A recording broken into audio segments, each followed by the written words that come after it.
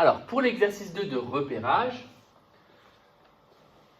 c'était pas spécialement lisible sur les copies, donc j'ai décidé de reprendre moi la correction directement. Donc, on parlait du repère AIJK, donc en sachant que ici, AI c'était 1 cm ici, J c'était 1 cm ici sur l'axe là, et K c'était 1 cm sur l'axe là.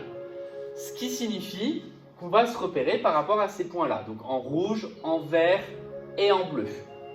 Donc pour trouver les coordonnées du point F, je pars du point A et je me pose la question, combien de déplacements rouges, combien de déplacements verts, combien de déplacements bleus. En rouge, clairement, il faut que j'aille au bout, donc ça va vous dire 10. En vert, je ne vais pas du tout en profondeur, donc 0. Et enfin, en hauteur, en K, je monte de 4, puisque je monte suivant l'arête EB. Donc les coordonnées du point F, c'est 10, 0, 4. Pour les coordonnées du point G, je pars de A et je dois aller à G. Donc là, je refais de nouveau 10 rouges. Ensuite, cette fois-ci, je vais au fond du pavé, donc je fais 8 verts. Et je remonte tout en haut, donc 4 bleus. Donc 10, 8, 4. Ensuite, sachant que l'altitude de K' est de 2, donc l'altitude de K' qui était ici, sachant qu'elle est de 2, il fallait donner ses coordonnées. Donc ici, on voyait par rapport au pointillé. En rouge, qu'est-ce que je fais? Je fais 1, 2, 3, 4, 5, 6. Donc ça va donner 6. Au niveau du vert, c'est 1, 2, 3, 4. Donc 6, 4.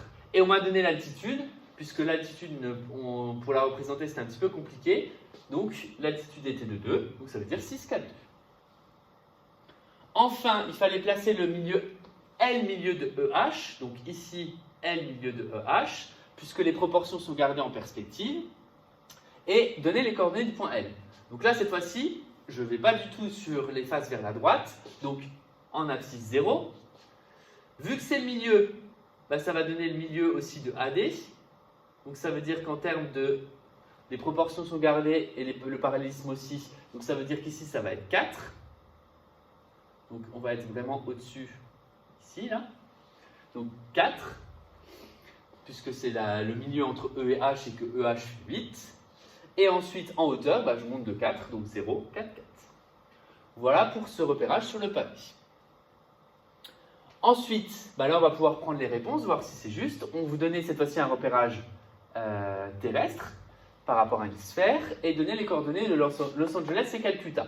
Los Angeles, du coup, qui est ici, va se situer donc, dans l'hémisphère nord et à l'ouest du méridien de Greenwich. Je vous rappelle qu'ici c'est l'équateur et que le méridien de Greenwich est représenté par ici. Donc on commence par savoir du coup combien de méridiens vers l'ouest, en sachant qu'on y va de 30 en 30. Donc là ça représente 30 degrés, 60, 90, et là on voit qu'on est sur le 120e degré. D'accord? Méridien du 120e degré, donc 120 degrés ouest, ou alors vous le voyez ici, je vous en avais parlé en classe, c'est ce qu'on dit aussi moins 120 degrés. Donc 120 degrés ouest, c'est OK. Au nord, les parallèles, c'est de 10 degrés en 10 degrés. Donc 10 degrés nord, 20 degrés nord, 30 degrés nord, 40 degrés nord. C'est entre le 30 et le 40. Donc 35 degrés nord, évidemment, c'est accepté. Pour Calcutta, on voit que c'est au nord-est. Donc pareil, ça va de 30 en 30 pour les méridiens. Donc 30 degrés est, 60 degrés est, 90 degrés est, c'est juste. Et on monte de combien de parallèles? On monte de 2 parallèles, donc 20 degrés nord.